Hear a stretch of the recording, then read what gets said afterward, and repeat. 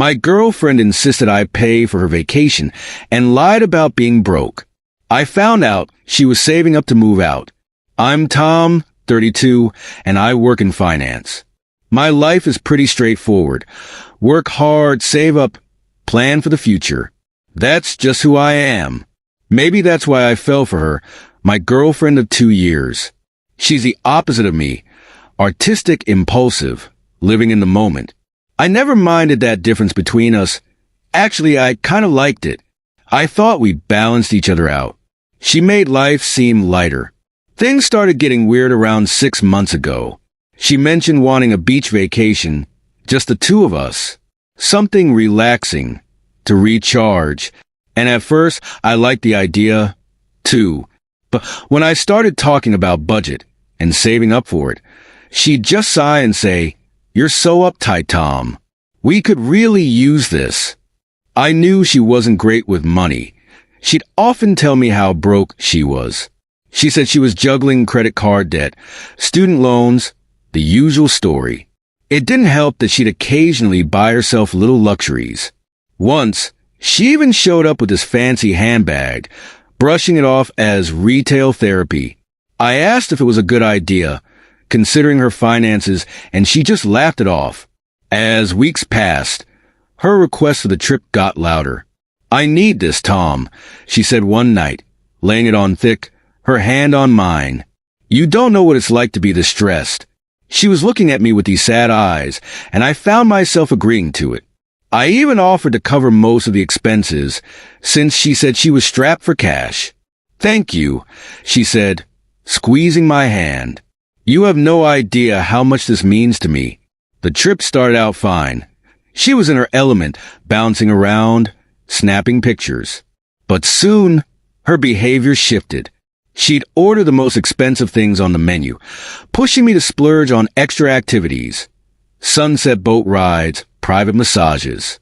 If I so much as hesitated, she'd roll her eyes, saying, "Come on, live a little, Tom.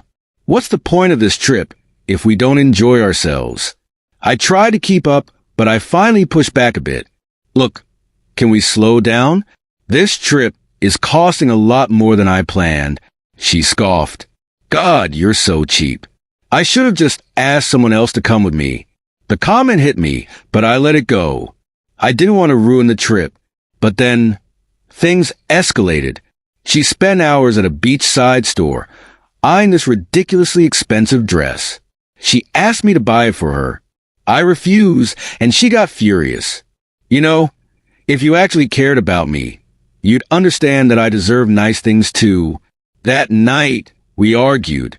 She accused me of ruining everything.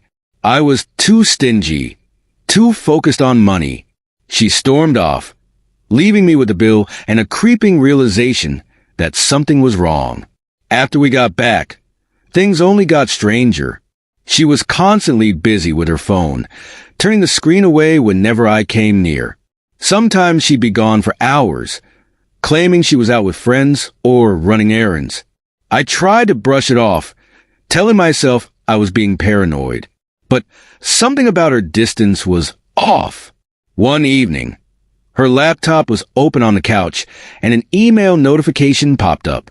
I don't normally snoop, but curiosity got the better of me. I clicked on it, and there it was, a bank statement showing she had a decent-sized savings account. Several $1,000s, actually. She'd been making deposits consistently for months. The same month she'd been insisting she was broke. I felt like someone had pulled the ground out from under me. She'd been telling me she was out of money, practically begging me to cover this trip, all while socking away cash for herself. I closed the laptop, my mind spinning. Why would she lie? And what was she saving up for? I didn't confront her immediately. Instead, I kept watching, trying to figure out what was going on. A few days later, I stumbled on an email draft on her laptop. It was to a real estate agent about a new apartment she planned to rent, an apartment for herself. It was clear she was planning to move out.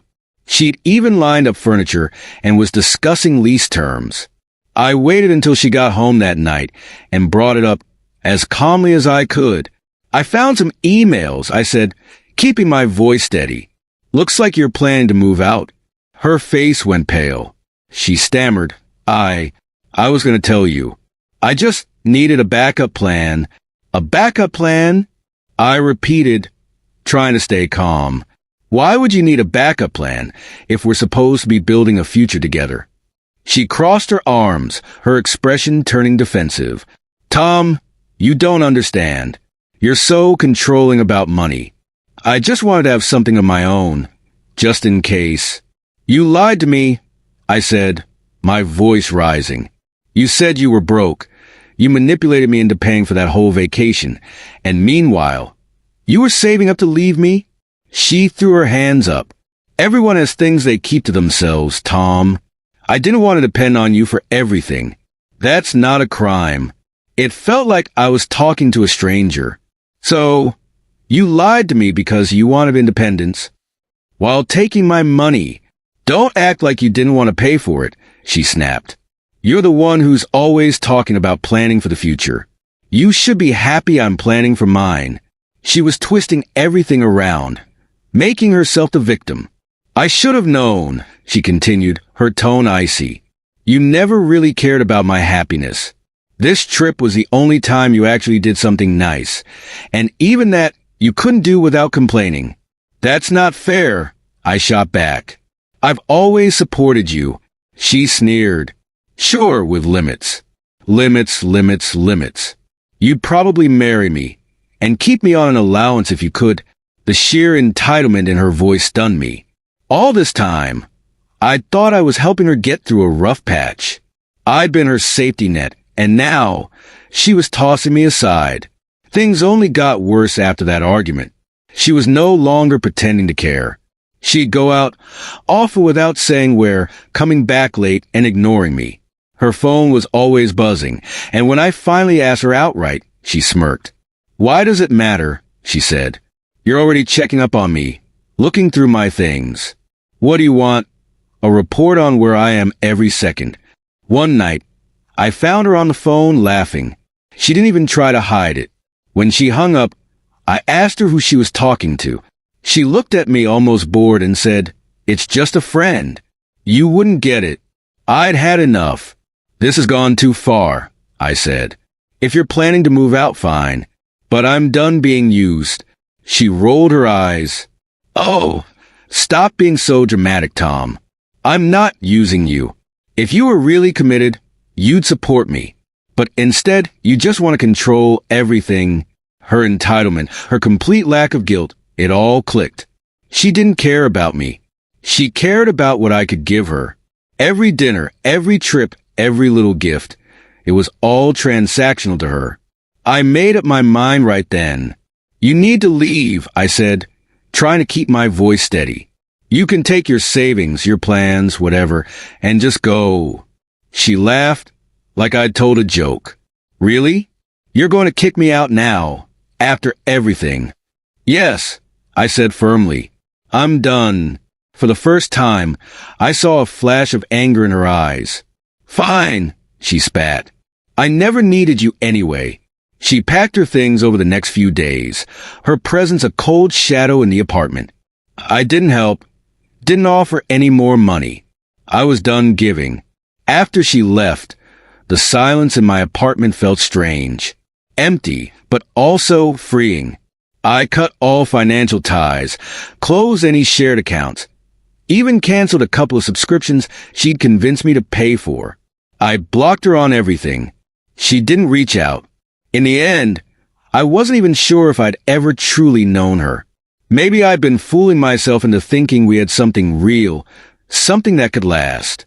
But looking back, I could see the signs, the little manipulations, the guilt-tripping, the entitlement. In a way, I was grateful for the clarity. She taught me a lesson, even if it was a painful one. Love isn't about what you can get from someone. It's about respect, honesty, trust. And if those aren't there, it's better to walk away. I don't regret helping her when I thought she was in need. But I know now that true partnership doesn't come with strings attached or a hidden agenda. And next time, I'll trust myself enough to walk away sooner.